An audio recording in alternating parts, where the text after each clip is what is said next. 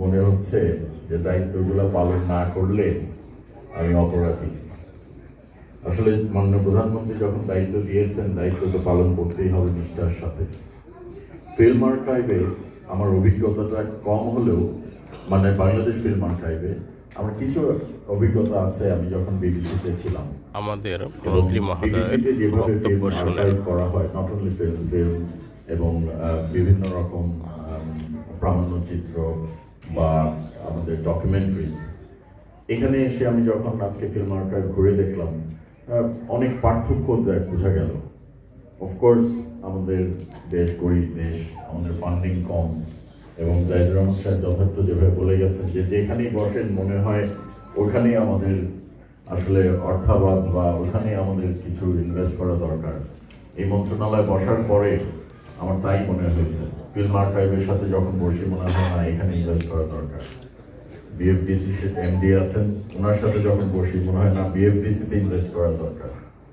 আবার বিটিভি রেডিওতে যখন বসি মনে হয় সেখানেই বসা দরকার।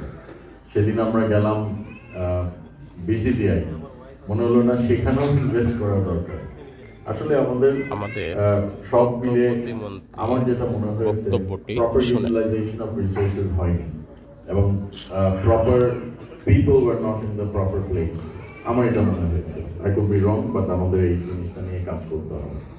ফিল্ম আর্কাইভের ডিজিটালাইজেশনটা আমার মনে হয় খুব জরুরি, এবং আমি আপনাদের মহাপরিচালক সাহেবের সাথে একটু আগে কথা বলছিলাম যে আমরা ডিজিটালাইজেশন কিভাবে করা যায় বা এটার মানে প্রসেসটা কিভাবে শুরু করা যায়, আছে কিনা। তো উনি যেটা বললেন যে আমাদের যেভাবে অনলাইন থেকে ডাউনলোড করার যে একটা প্রসেস আছে, I don't think it is up to the mark. আমাদের আরও একটু কাজ করতে হবে এটা নিয়ে।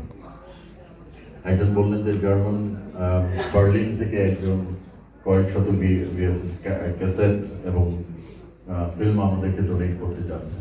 কেউ যদি ডোনেট করতে চায় দেরি করবেন, এটা সাথে সাথে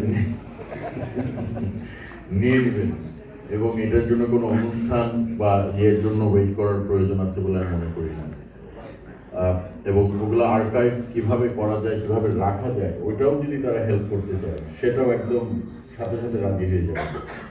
আমি জানি 71 সালে আমাদের মুক্তিযুদ্ধের সময় যেসব আর্কাইভ ছিল, আমাকে এখানে দেখছিলাম নিজাম কবির সাহেব কোথায়, দেখছিলাম উনি এবং আমাদের আব্দুর রহমান সাহেব, ডেপুটি সেক্রেটারি সাহেব আমাকে কিছু তথ্য দিয়েছিলেন যে শহীদ রাষ্ট্রপতি জিয়াউর রহমান সাহেবের ফিল্মগুলা কিভাবে তারা সংরক্ষণ করেছিলেন।